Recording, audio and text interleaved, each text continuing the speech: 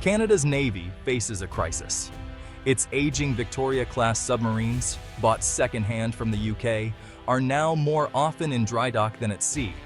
The Royal Canadian Navy is left with a phantom fleet, exposing a dangerous gap in national defense. The government knows replacement is urgent. This is about sovereignty, security, and credibility. Two contenders, Germany's ThyssenKrupp and South Korea's Hanwha, promise to restore Canada's underwater capabilities. The current fleet is barely seaworthy, undermining Canada's NATO commitments and Arctic claims. The nation's security hangs in the balance, awaiting a decision that will shape its future. The moment of truth has arrived. Just as a decision neared, a political earthquake hit. Donald Trump intervened, blocking the German deal by threatening to withhold key American technology if Canada chose Germany. The message was blunt. The German option was off the table. Ottawa and Berlin were left reeling. Carney's political capital evaporated overnight. The promise of deep industrial cooperation and a strategic European partnership was shattered. Trump's move was classic power politics. America first, Canada's needs sidelined. The procurement process was thrown into chaos. Canada humiliated on the world stage. Trump saw the German-Canadian alliance as a threat to U.S. interests and wanted any major defense contract to benefit America. By blocking Germany, he opened the door for U.S. firms or forced Canada toward a different solution. The fallout was immediate. Trust with Germany collapsed, and the dream of a shared NATO submarine platform died. Canada's reputation as a reliable partner was tarnished. The transatlantic alliance took a direct hit.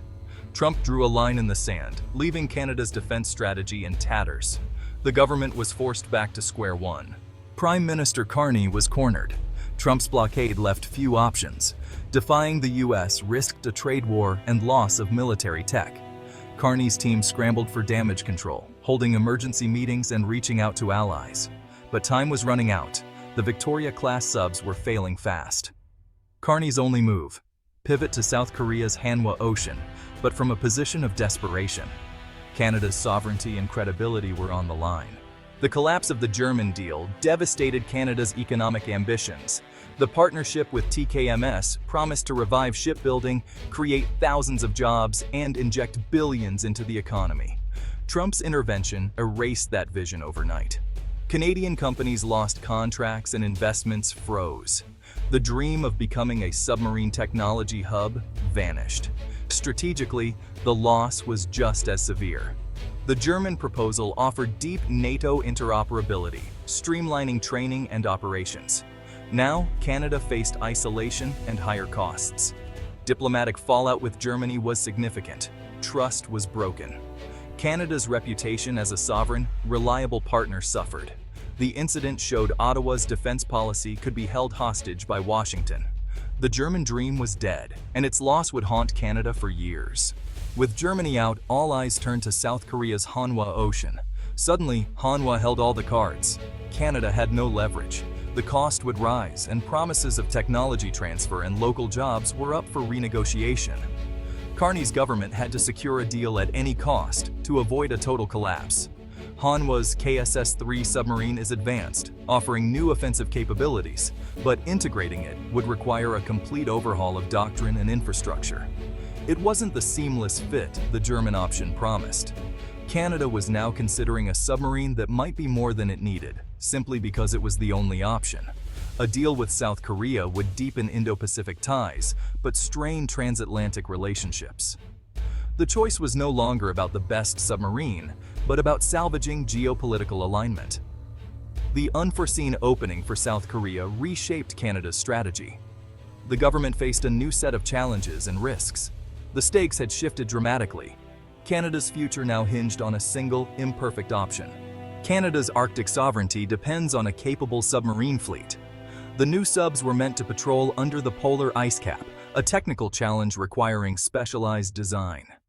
The German Type 212CD was ideal for this. Its loss throws Arctic strategy into question. Without modern subs, Canada is blind in the Arctic as Russia and China expand their presence. Only submarines can provide persistent, covert surveillance and control. The delay leaves the Arctic dangerously exposed.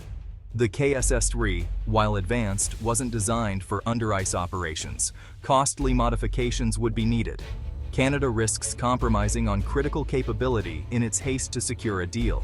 The clock is ticking as the Arctic opens to new competition and conflict. The submarine crisis is a crisis of sovereignty. If Canada can't patrol its own north, its claims are empty. Failure to procure the right fleet would be a historic blunder. The window to establish a credible deterrent is closing.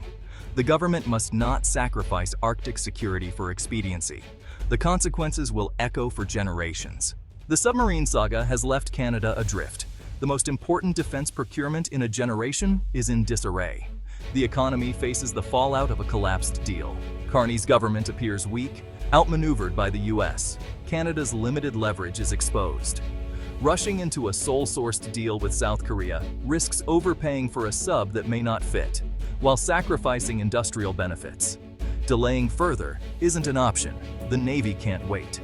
Carney is trapped between a bad deal and no deal, with security at stake. The crisis is a wake-up call. Canada must build genuine sovereignty in defense and industry. The final decision will define Canada's future and character. Will the government accept a compromise solution or use this crisis to chart a new course? The world is watching, and the Canadian people are waiting for leadership.